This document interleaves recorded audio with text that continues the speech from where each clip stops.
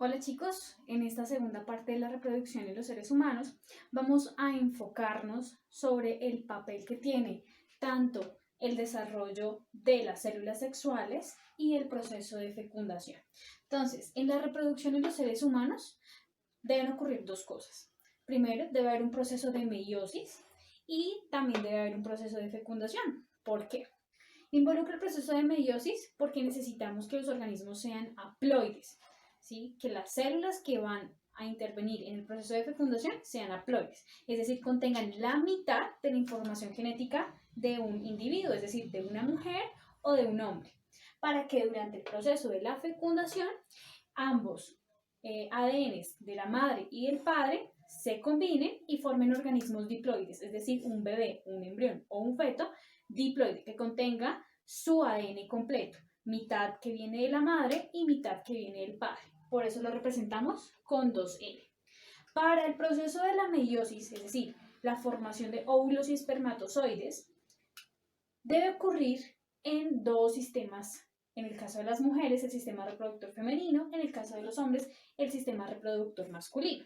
Sin embargo, el proceso de meiosis no solamente involucra que se hagan en estos dos sistemas de reproducción, sino que debe haber un proceso de maduración de ambos sistemas reproductores. Es decir, las mujeres o las hembras no pueden generar óvulos fértiles en todas las etapas de su vida.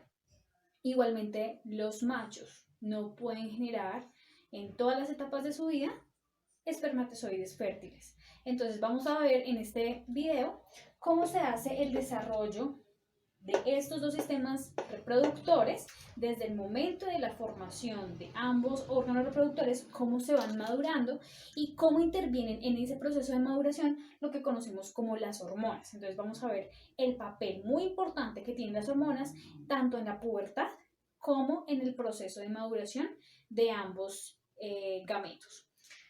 Para el proceso de fecundación es importante entonces ver también la función que tiene el coito para poder unir un óvulo y un espermatozoide, la fertilidad, tanto en mujeres como en hombres, que definitivamente tienen que ver con la fecundación. Si un tipo de sistema reproductor, ya sea el de la hembra o ya sea del macho, no es fértil o no genera gametos suficientes, pues acá no va a ocurrir el proceso de fecundación, aunque haya un coito. Bien. Y también vamos a ver el papel que tiene el orgasmo exclusivamente en los hombres, aunque también vamos a ver cómo ocurre en las mujeres, pero este no es un proceso fundamental para que ocurra la fecundación, a diferencia de que sí ocurre y es muy importante en el proceso de fecundación para los hombres. Entonces vamos a ver a continuación un poquito sobre las características de los óvulos y las características de los espermatozoides. Como podemos ver entonces en la imagen, acá tenemos la estructura del espermatozoide. El espermatozoide entonces en sí consiste en tres partes fundamentales. Una que es la cabeza, otra sección que es el cuello y por último encontramos la cola. Entonces, en la parte de la cabeza que vemos ampliada aquí arriba, tiene una estructura que se llama el acrosoma. El acrosoma va a ser una estructura que va a permitir también como la conexión más adelante entre el óvulo y el espermatozoide. En la punta vamos a encontrar también el núcleo. Esta sección es muy importante que el núcleo se encuentre en la punta porque es lo único que va a permitir la entrada del óvulo al espermatozoide. El resto no va a entrar. Por eso es muy importante que el núcleo esté en la punta de la cabeza. Vemos también que hay unas vacuolas nucleares. Esas vacuolas nucleares contienen todos los nutrientes necesarios almacenados para que le dé la energía, obviamente, a la célula para que adquiera esas velocidades. Hacia la parte cercana al cuello, encontramos entonces una estructura rica en mitocondrias. ¿Por qué? Porque las mitocondrias son como las centrales que van a producirle la energía. Entonces, entre más mitocondrias tenga, pues va a adquirir mayor velocidad. Entonces puede variar que ciertos espermatozoides tengan menos y otros tengan más y por eso unos sean más rápidos que otros. Entonces acá vamos a encontrar un citoplasma rico en mitocondrias, también pues obviamente el centriolo, de donde pues generó ese proceso de división meiótica. En la sección del cuello del espermatozoide, entonces vamos a ver que hay unas vainas de mitocondrias, es decir, son estructuras celulares que les van a dar como ese impulso, son como un tipo de ruedas que van a permitir que la cola empiece a girar, ¿sí? Y ahí es donde entonces va también a estar almacenada esa energía, esa potencia que le va a dar el espermatozoide para poder, pues, adquirir la velocidad más rápida. Y las fibras que vemos que están conectadas a la mitocondria y a las vainas de mitocondria, pues son como un tipo, hagan de cuenta, como si fuera un músculo, como si fuera el músculo, porque es proteína, son fibras, pero no es un músculo, o sea, estoy haciendo la comparación, que empieza a impulsar como tal al espermatozoide. Entonces, si no tuviera esas estructuras fibras en la cola, pues no podría impulsarse. ¿Y quién le da la energía para sacar ese impulso? Obviamente van a ser entonces las mitocondrias, que le van a dar toda esa energía. Esa es la estructura como tal, entonces, de un espermatozoide: cabeza, cuello y cola. Y tengan muy presente la estructura del acrosoma que vemos en la punta, porque va a cumplir un papel súper importante a la hora de la fecundación, que vamos a ver en otro video posteriormente. Miremos acá entonces la estructura ahora del ovario. Entonces resulta que los ovarios se forman aproximadamente al tercer mes de desarrollo del embrión. Eso quiere decir que las mujeres que están embarazadas de niñas, ¿sí? Esas estructuras reproductoras ya están formándose al tercer mes. Eso quiere decir que los ovarios que contienen los óvulos van a estar en un estado como de stop, ¿sí? Van a estar en un estado de stop. Dentro de los ovarios, cuando está la formación de la bebé, entonces dentro de los ovarios vamos a encontrar unos ovocitos que se les llaman ovocitos primarios. Entonces, más o menos, las mujeres, cuando están en el tercer mes, antes de nacer, que se están formando los ovocitos, más o menos pueden albergar dentro de cada óvulo 2 millones de ovocitos. Esos 2 millones de ovocitos están encerrados dentro de lo que vemos acá como unos folículos ováricos. Y resulta que cuando nacen, esos ovocitos encerrados en folículos no han madurado, no están listos. Es decir, las mujeres ya nacemos con nuestros óvulos contados. Ojo, ya nacemos con esos óvulos contados, que aproximadamente son 2 millones. Pero esos 2 millones van a irse reduciendo cuando la mujer adquiere la pubertad. Entonces vamos a mirar ese proceso. Resulta que vamos a mirar el caso de un solo ovocito. Aquí es el ciclo de un solo ovocito. Pero recuerden que dentro de los ovarios vamos a encontrar 2 millones aproximadamente o menos de ovocitos. Entonces, el ovocito se llama ovocito primario y está en estado de profase. ¿Recuerden cuando vimos la parte de la meiosis? Entonces está en estado de profase, y cuando adquiere la pubertad, entonces ese ovocito primario va a empezar a generar el proceso de meiosis. Ahí es donde va a empezar. Entonces va a empezar el profase 1, profase 2, profase metafase, anafase, telofase. ¿Listo? Entonces, ese ovocito va a generar entonces cuatro tipos de células, ¿sí? Una de ellas solamente va a ser viable y las otras 3 pues no van a servir. Eso quiere decir que de los 2 millones de ovocitos que tenemos acá adentro, tan solo van a servir 200 a 400 mil ovocitos.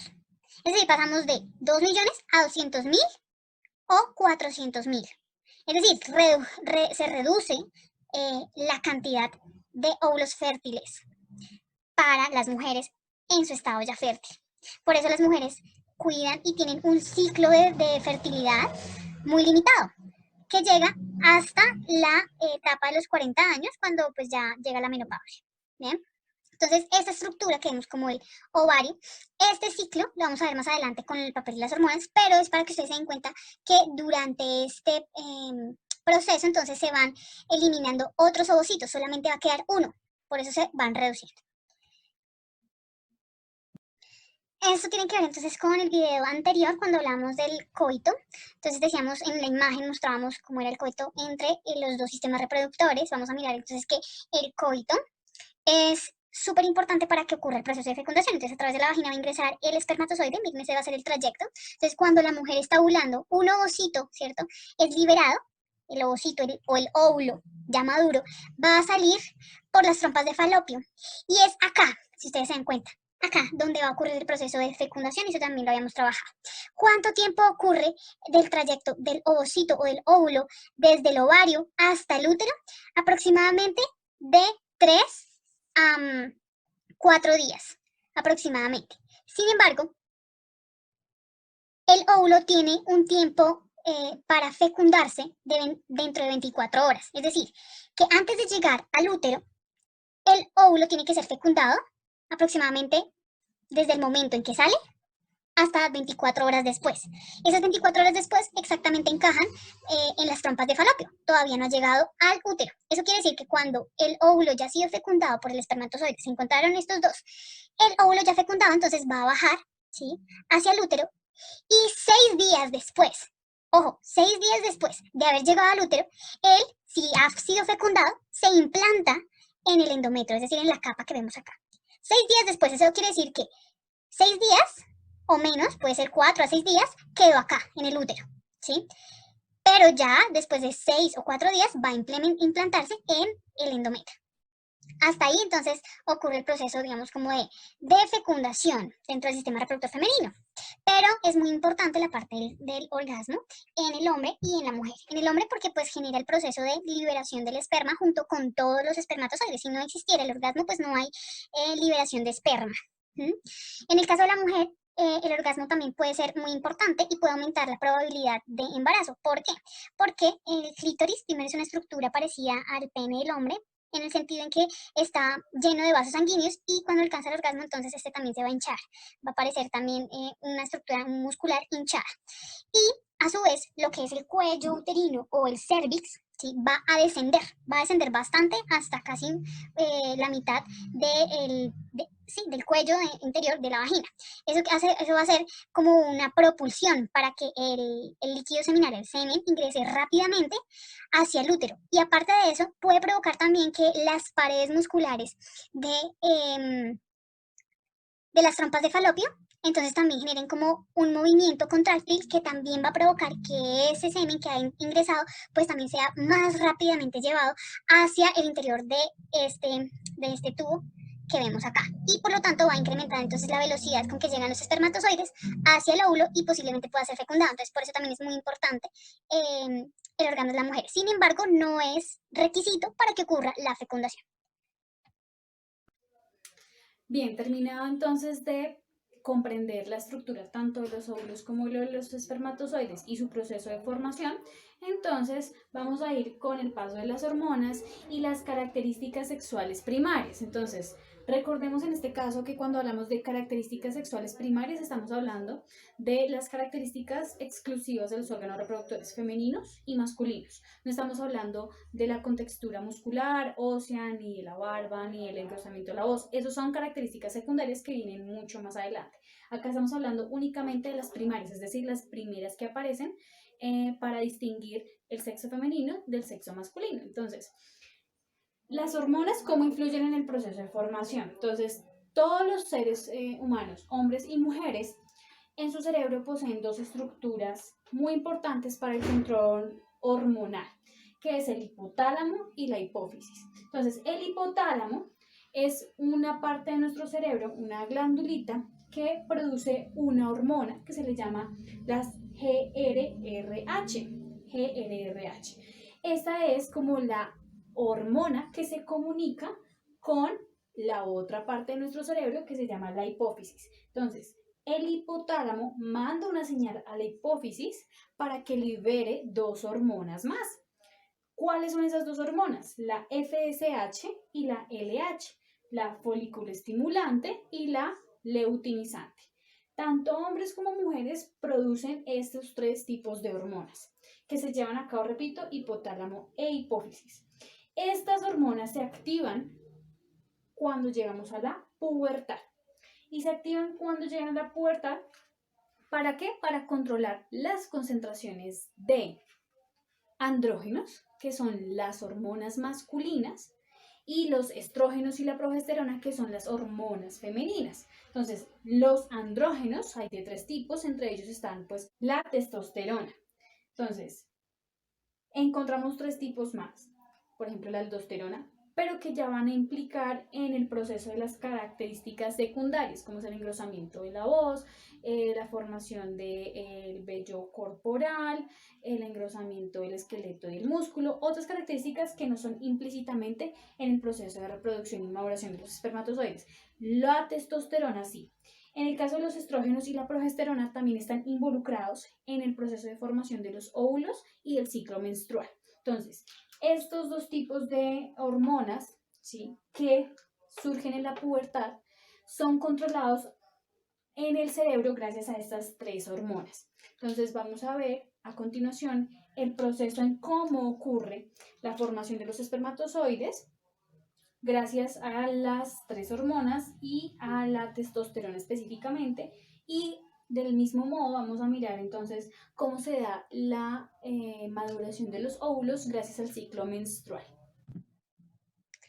Bueno, acá vamos a ver entonces cómo se da el proceso de la regulación hormonal. Esta regulación hormonal se alcanza, recuerdo, cuando se da la edad de pubertad en el hombre. Entonces, esta estructura que vemos acá constituye tanto el hipotálamo como la hipófisis del cerebro.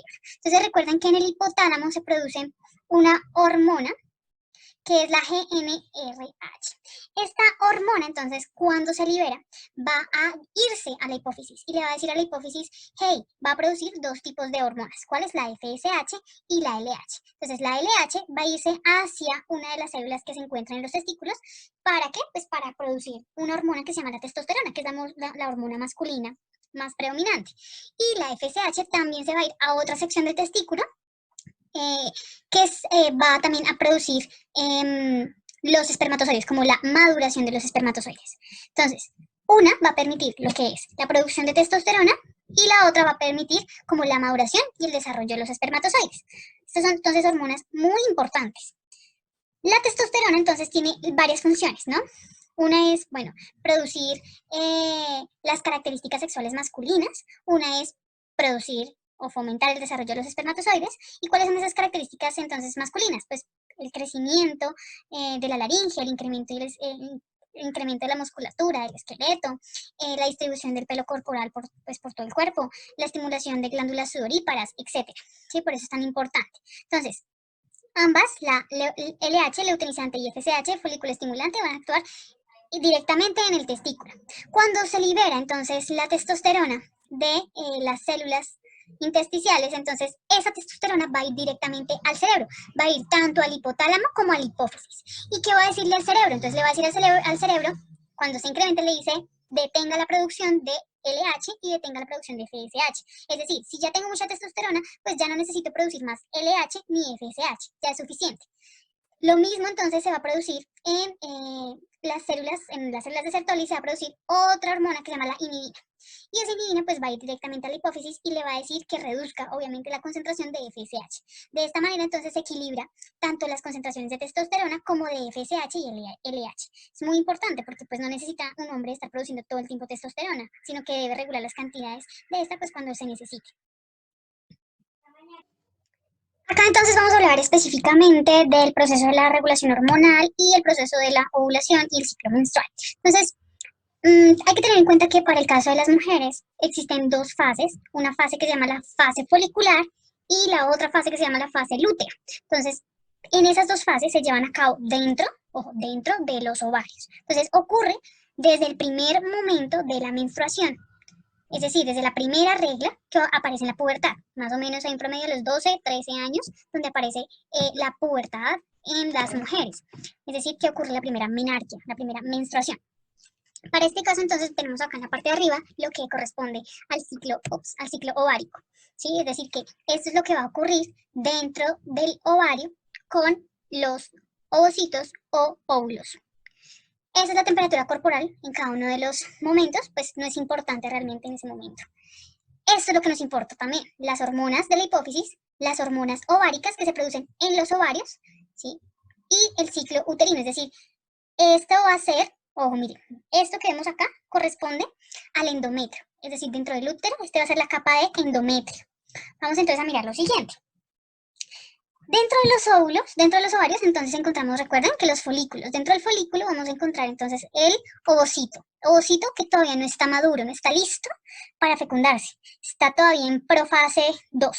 Entonces tiene que seguir las demás fases y madurar. Entonces, aquí va a pasar lo mismo que pasaba con el caso de los hombres. Entonces, en el hipotálamo, en la parte del cerebro, ¿sí?, va a producirse la GnRH. Y esa hormona GnRH va a irse al hipotálamo, perdón, a la hipófisis, y es en la hipófisis, miren acá, donde se va a liberar entonces las hormonas LH y FSH. Vean, entonces cuando está el folículo pequeñito dentro de los ovarios, las hormonas en las hipófisis todavía son bajitas. ¿Bien? Cuando empieza a madurar el folículo, miren, empieza a crecer ese folículo que contiene el óvulo, ¿bien? Va a empezar también a aumentar la hormona FSH y ya cuando ocurre el proceso de la ovulación, es decir, se libera el óvulo, miren quién se dispara. Se disparó la hormona LH. La hormona LH, ojo, es muy importante porque es la que le va a decir al folículo que ocurre la ovulación. Cuando ocurre la ovulación es porque la hormona luteinizante, la hormona LH, envió la señal al ovario. Le dijo, ya es hora de hacer la ovulación. ¿Qué pasó? Miren, durante el proceso de maduración del folículo, ese folículo, exclusivamente ese folículo, aumentó la cantidad de estrógeno. Es decir, que durante la maduración del folículo no solamente va creciendo el óvulo, sino que también se va produciendo estrógenos, la hormona femenina. Y a medida que se va produciendo el estrógeno, va a empezar el endometrio dentro del útero también a aumentar, a crecer. ¿Bien? Cuando está el proceso de ovulación, entonces el estrógeno que se aumentó en ese momento de la ovulación hizo que el endometrio aumentara, la capa que cubre o recubre el útero también aumentara. Entonces hay aumento de estrógeno gracias a la ovulación provocada por la hormona luteinizante. ¿Producida por quién? Por la hipófisis en el cerebro. Ya cuando entonces se ha producido la ovulación, este óvulo entonces ya maduro, va a dejar un hueco, un vacío en el folículo. Ese folículo pues va a empezar a cerrarse, mientras el óvulo pues va pasando por las trompas de falopio hasta llegar al útero. Ese huequito que dejó el óvulo al ser liberado se va a convertir entonces en un cuerpo lúteo, y ahí entramos entonces a la fase lútea. En la fase lútea entonces se aumentan los niveles de progesterona. Mire, este cuerpo lúteo va a dejar de producir tanto estrógeno, ya no necesitamos tanto estrógeno, sino sí necesitamos, pero no mucho, y un poquito de progesterona más. Entonces aumenta la progesterona gracias al cuerpo lúteo. La progesterona también va a permitir un aumento aún significativo del endometrio en el útero, si ustedes se dan cuenta. Cuando el cuerpo lúteo pues entonces se reduce, él empieza como a reducirse, a achicarse, a encoger el espacio que había en el útero, en el ovario, entonces deja de producir progesterona y también deja de producir estrógeno. Entonces ya no hay tantos estrógenos, no hay tanta progesterona. Al no haber esto, entonces se inhibe la producción ¿de qué? De LH y FSH. Es decir, que se manda una señal al cerebro, a la hipófisis, que dice, ojo, no necesitamos producir FSH y LH. Pero para que no se produzca LH ni FSH, entonces tiene que ir al hipotálamo y dejar de producir GnRH, que es la hormona inicial.